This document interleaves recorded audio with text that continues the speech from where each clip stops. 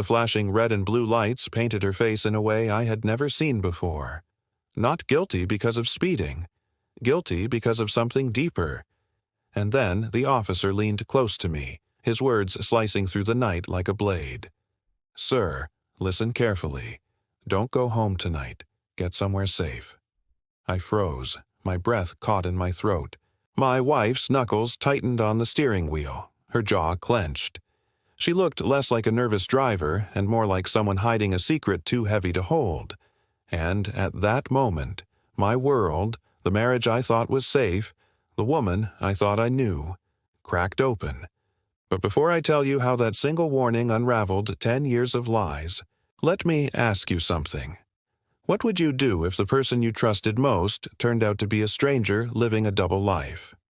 While you think about it, make sure to subscribe, drop a like, and share your thoughts in the comments, because this story will take you to places darker than betrayal itself. When the officer slipped the folded note into my hand, I didn't even dare look at it. I shoved it into my pocket and forced my voice to stay steady. "Everything all right, officer?" I asked, pretending I hadn't noticed the tension in his eyes. "Drive safe," he muttered, stepping back. As we pulled away, the silence inside the car was louder than the sirens.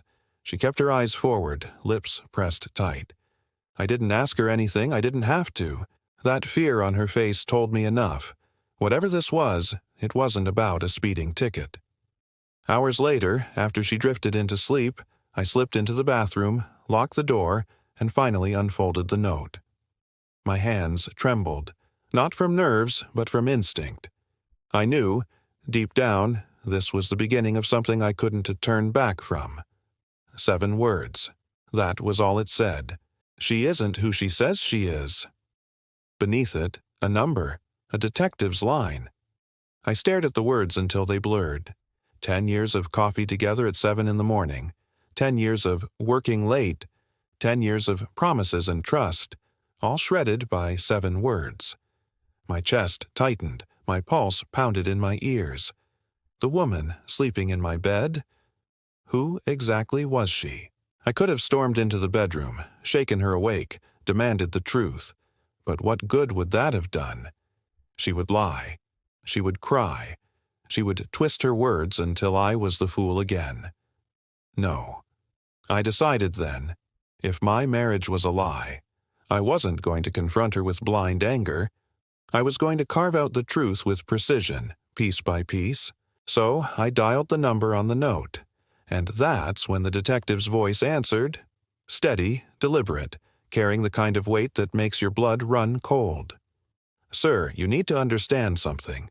Your wife, she's been living 2 lives, and one of them could destroy you." And in that moment I realized my marriage wasn't just broken. It was a trap. The detective's words didn't just sting. They hollowed me out. 2 lives. That phrase echoed in my head, heavy, poisonous.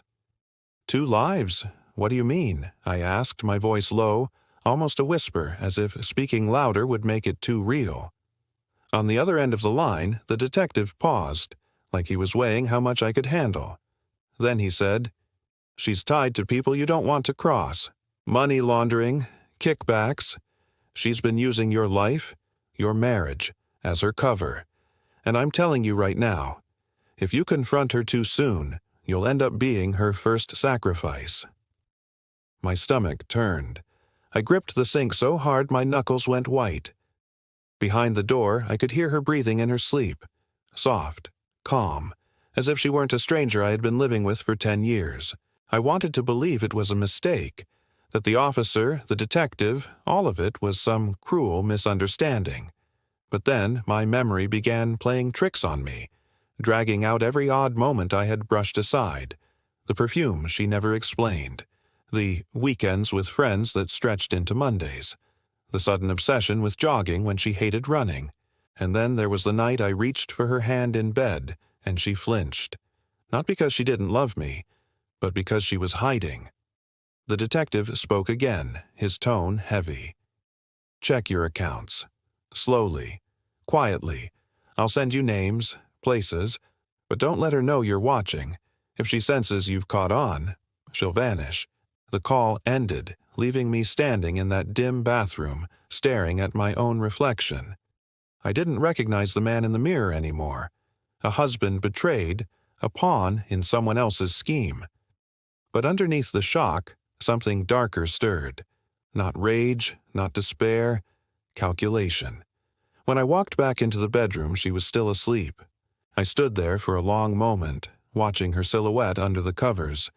For years, I thought that sight meant safety. Now it felt like lying down next to a weapon I couldn't see.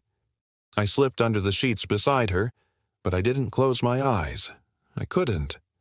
My mind was already working, rewinding every detail, every alibi, every strange look, every whisper on late-night calls. She wasn't my wife anymore. She was a puzzle, and puzzles can be solved. The next morning, she greeted me with a kiss, her smile as radiant as ever. "Morning, love," she said, her voice dripping with the same warmth that once melted me. But now I could see it. The performance, the way her eyes flickered too quickly, the mask she had perfected. I smiled back. I even kissed her forehead. But inside, I was already mapping my next move, because if she thought she was living two lives, she hadn't seen anything yet. I was about to become the third, the quiet shadow in her story, the one she never planned for. And when I finally checked our accounts that night, what I discovered confirmed everything. She wasn't just preparing to leave me, she was preparing to erase me. That night, after she drifted into sleep, I sat at the kitchen table with only the glow of my laptop screen cutting through the dark. My hands shook, not from fear anymore, but from anticipation. The detective's warning echoed in my mind. Check your accounts, slowly, quietly. I logged into our joint bank account, the one we'd shared for a decade. At first, everything looked ordinary. Mortgage payments, grocery bills, the occasional dinner out. But then I noticed it. Small withdrawals, consistent, always just under the threshold that would trigger a bank alert. 50 here, 100 there. Sometimes 300. Individually, they were nothing. Together, they painted a chilling picture. Over the past year, nearly $20,000 had bled out of our account in tiny increments. And every single transfer went into an account I didn't recognize. My pulse quickened. I leaned in, scrolling faster. There were credit cards I didn't know we had, charges in cities she never told me she visited, hotels booked under her name. One in particular made my stomach knot, a 4-night stay at a hotel just 2 miles from where we lived. She never left town, never mentioned a trip, but she was there, with someone. I closed the laptop and pressed my palms against my face, trying to breathe. Betrayal wasn't a stab. It was a slow poisoning, and I could feel it working its way into every part of me. The next morning, I played my role. She kissed me goodbye as I left for work. "Don't forget, we've got dinner with Mark and Rachel on Friday," she chirped, her tone as light as ever. I smiled, nodded, and even made a joke, but my mind wasn't in the room anymore. It was buried in numbers, in transactions, in lies disguised as routine. That evening, I went further. I pulled up credit reports, hidden savings accounts, even her email backups. What I found wasn't just betrayal, it was strategy. She had refinanced the house without telling me, slowly draining equity into an account tied to a fake business. Documents with my forged signature stared back at me like ghosts. I wasn't just being left, I was being erased. I stared at the documents until my eyes burned, my fists tightening until my knuckles cracked. The woman sleeping in my bed wasn't my partner. She was my executioner, and I was watching her build the gallows. But instead of rage, a different fire burned in me. Cold, controlled, surgical. She thought I was blind. She thought she could dismantle my life piece by piece without me noticing. She didn't realize I had already started dismantling hers. When she walked into the kitchen that night, smiling, carrying takeout like everything was fine, I returned her smile. I even thanked her. But in my mind, the decision was already made. If she wanted a war of shadows, she had just declared it. And I wasn't going to lose. Because what I found next wasn't just money or secrets. It was people. Dangerous people. And she wasn't just lying to me. She was lying to them too. The first time I saw his name, I thought it was just another stranger. A line item buried in the bank transfers, a consulting fee paid to someone I'd never heard of. But then I searched, and suddenly the screen in front of me wasn't numbers anymore. It was headlines. Local businessman investigated for money laundering. Suspected ties to organized crime. Charges dropped, insufficient evidence. My stomach turned. This wasn't an affair. This wasn't a midlife crisis. She was tethered to people who made a living out of destroying lives. I leaned back in my chair, the glow of the monitor painting my living room in shades of blue. The realization hit me with the force of a train. I wasn't married to a liar. I was married to an accomplice. That night, she came home late. Her perfume hit me before she even entered the room, sharp and new, the kind I never bought her. She laughed into her phone, a soft, coy laugh I hadn't heard in years. When she saw me sitting in the dark, she froze. Just for a second. Then her mask slid back into place. "Working late again?" I asked, my tone even. She smiled too quickly. "Yeah, long day. You know how it is." I nodded, pretending to believe. But my mind was somewhere else, on the folders I had already created, each one marked with names and evidence. Her world was expanding into something dangerous, and I was no longer a husband. I was a liability. The Detective S voice replayed in my mind. "She has tied to people you don't want to cross." At the time, I thought he was warning me to protect my heart. Now I knew better. He was warning me to protect my life. Days later, I followed her. Not closely, close enough to lose her if she glanced back, but near enough to see the trail she left. She drove across town, parked by a hotel, and walked inside without hesitation. My chest tightened as I watched a man greet her at the door. He wasn't just anyone. He was the man from the articles, the man with the smirk of someone who thought the law couldn't touch him. I snapped photos from the car, each click of the camera louder than thunder in my ears. Every picture was a nail in her coffin. When she came home later that night, she leaned over and kissed me like nothing had happened. And for the first time in our marriage, I didn't feel a thing. Not anger, not jealousy, not love, just resolve. Because now it wasn't about heartbreak. It wasn't even about betrayal. It was about survival. And if she wanted to build a life with criminals, I was going to make sure she went down with them. But when I decided to fight back, I knew I couldn't do it with anger or fists. I needed strategy. And that's when I started building the kind of plan she'd never see coming. Revenge doesn't start with rage. Rage is sloppy. Rage gets you caught. Real revenge begins in silence, where every detail is sharpened, where every move is carved with precision. That's where I lived now.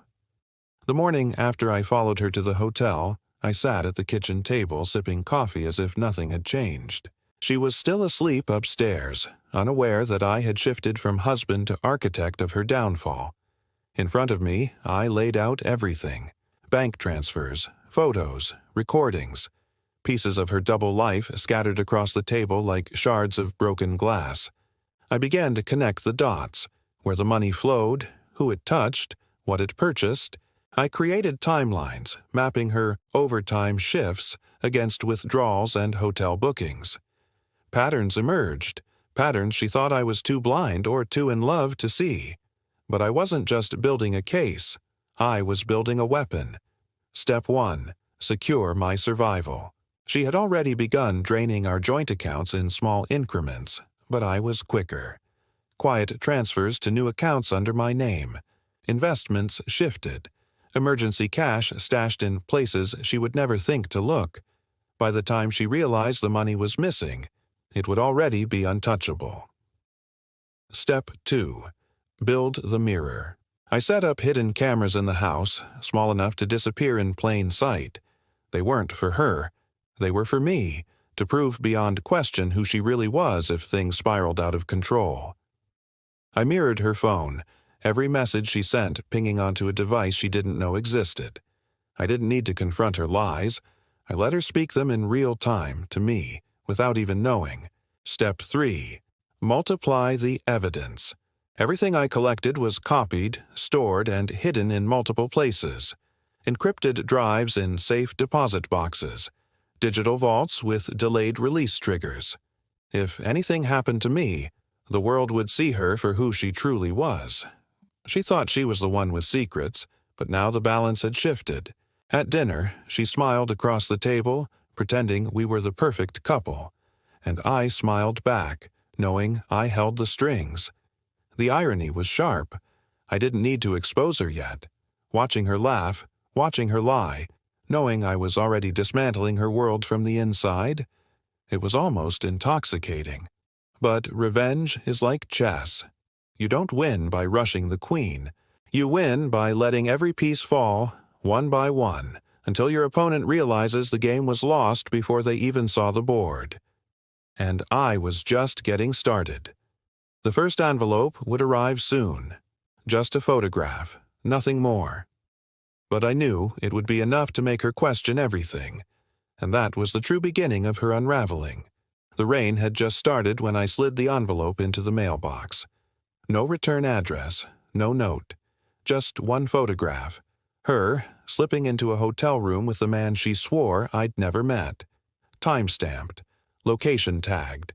Proof so simple, so undeniable, it was more dangerous than any accusation. I didn't wait to see her reaction, that wasn't the point. The power wasn't in the confrontation. It was in the silence. She wouldn't know where it came from. She wouldn't know who else might have seen it.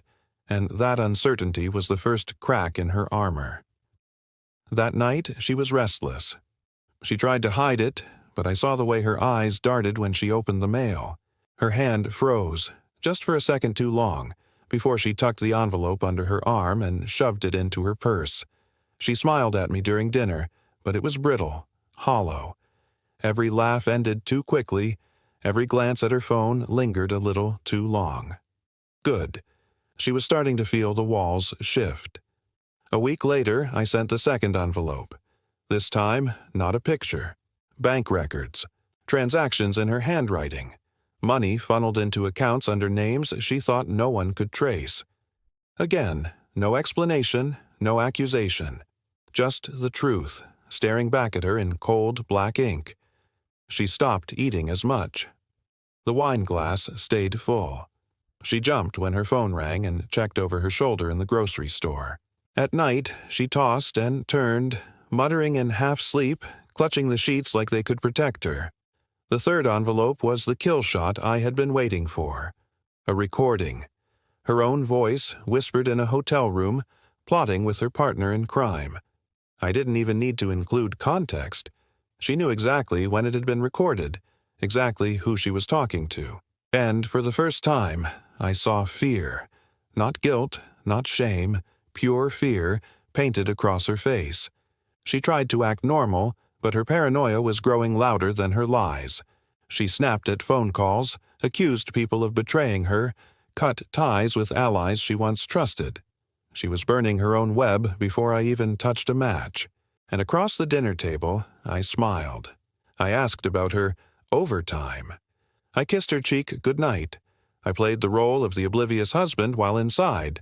I was the puppeteer watching every string tighten. But I wasn't finished. Not yet. The next envelope wouldn't hold evidence. It would hold something far worse.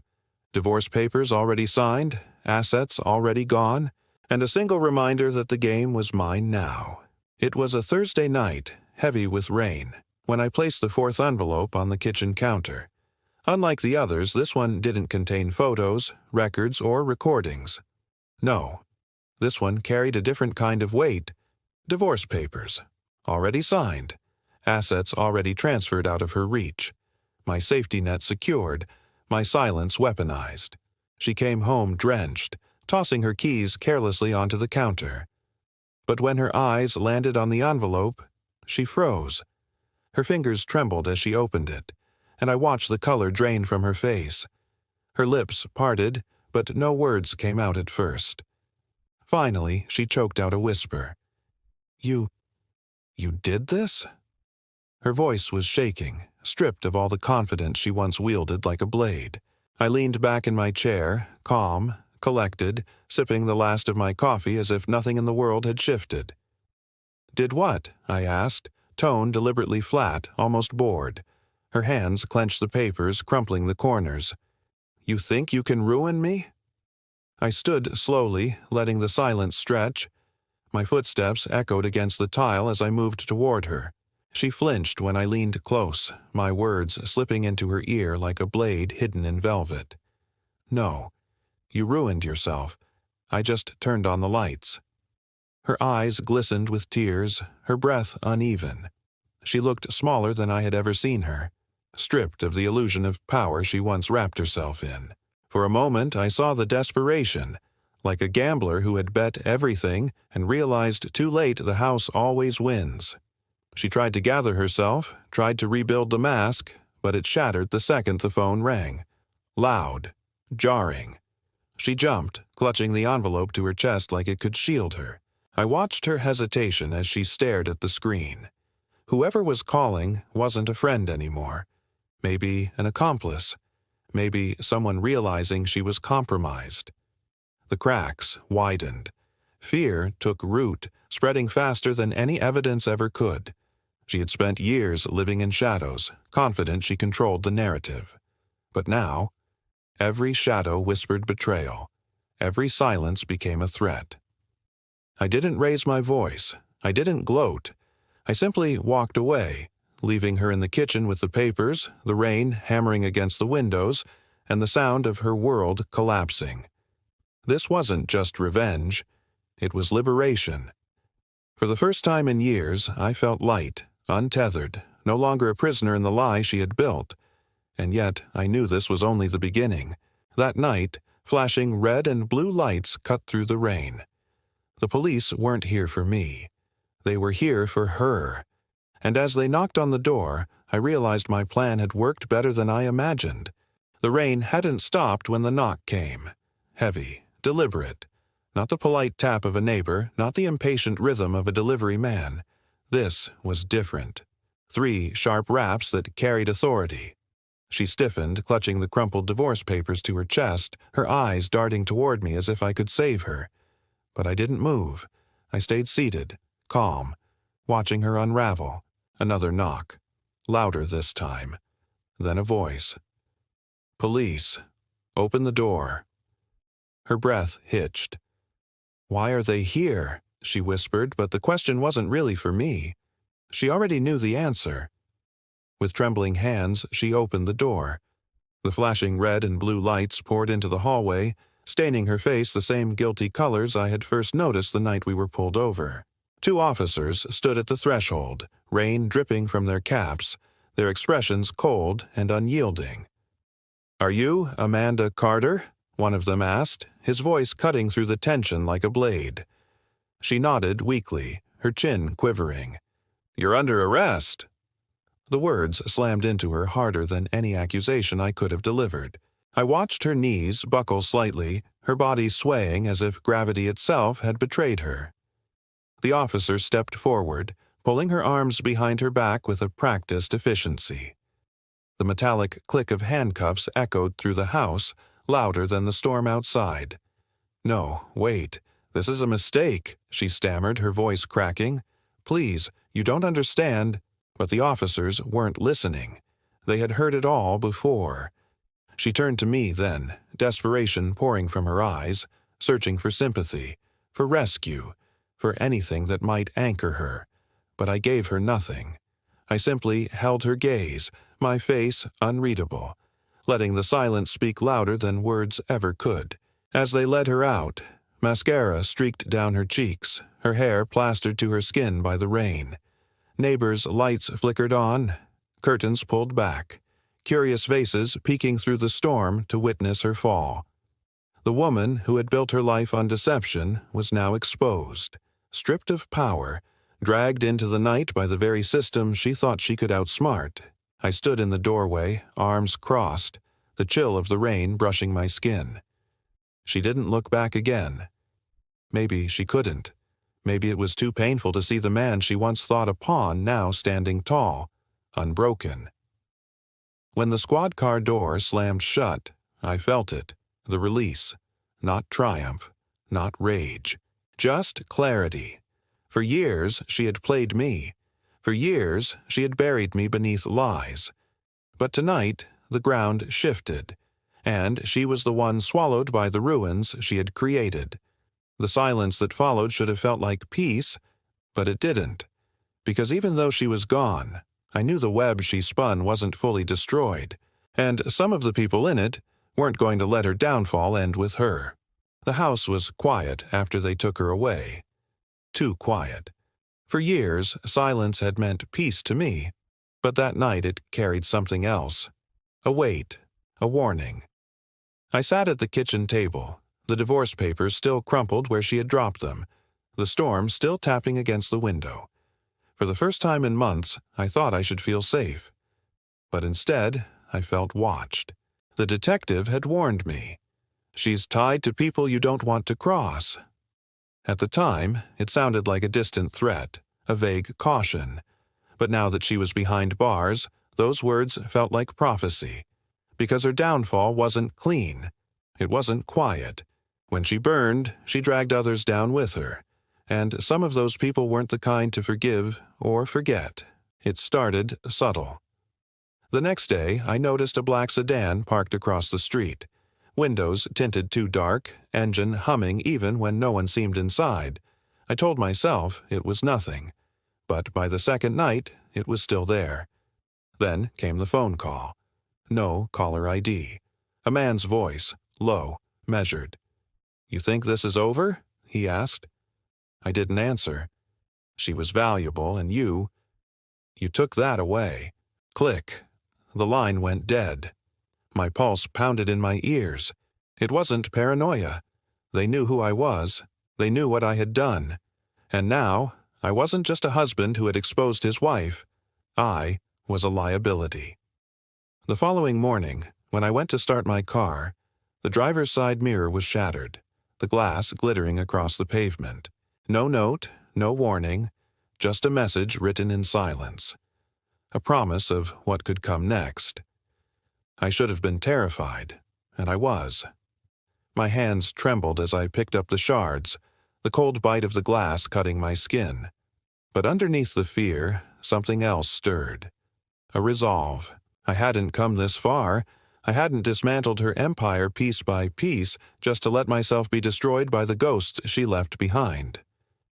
If they wanted a war, I would give them one. Only this time, I wasn't just dismantling lies, I was defending my life.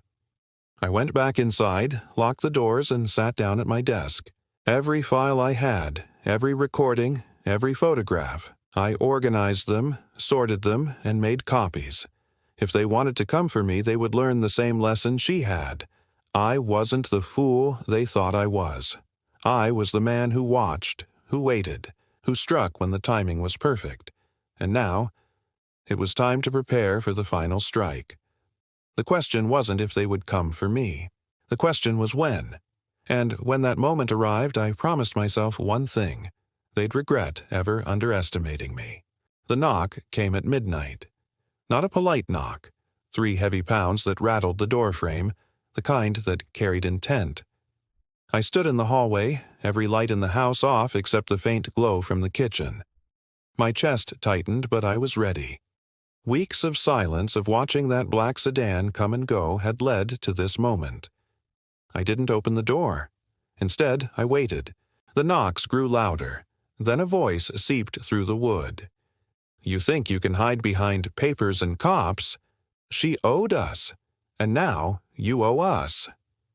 I almost laughed, not out of courage but out of clarity. They thought I was cornered, a pawn left exposed after removing their queen. But what they didn't know was that every step they'd taken toward me had already been documented, recorded, and secured. I picked up my phone, pressed a button, and the call connected straight to the detective. The house was wired, audio and video. Every threat, every word dripping with menace was being captured in real time. The pounding stopped. Silence pressed in. Then the handle rattled. They were testing me, testing my fear. That's when I stepped closer, my voice steady, cold. You should walk away while you still can, because right now, every word you say is being saved. Every move you make is being watched. She thought she was untouchable too. Look where she is now. For a long moment, nothing. Then footsteps retreated, slow at first, then faster, until the sound faded into the night. The next morning, the sedan was gone. The detective called, confirming the recordings were enough to tie them not just to her crimes, but to bigger operations they thought buried. One by one, her allies fell. Not because I fought them with fists, but because I turned their own shadows against them. And me? For the first time in years, I finally breathed. I stood in the living room that night, the same house that once felt like a prison of lies, and realized it was mine again. The silence was no longer heavy. It was clean, unbroken, mine to fill however I chose. She was gone, her empire dismantled, her allies exposed, her father ashamed, her reputation burned to ash. And I walked forward, not as the man she betrayed, but as the man who turned betrayal into power. Sometimes I still think about the night the officer slipped me that note. She isn't who she says she is. He was right, she wasn't. But in a twisted way, she gave me something I never had before. Clarity. I don't carry anger anymore, not even hatred. What I carry is sharper. A lesson etched into every scar she left behind. Betrayal may break a man, but it can also rebuild him into someone unshakable. And as for her, she's left with nothing but bars, shadows, and regret. In the end, I didn't just survive her lies. I turned them into the blade that set me free. And now, I'll ask you, what's the most satisfying revenge you've ever heard of? Tell me in the comments below. Don't forget to like this video, subscribe for more stories like this, and share it with someone who loves seeing karma served cold. Because sometimes, silence isn't weakness. It's the loudest victory of all.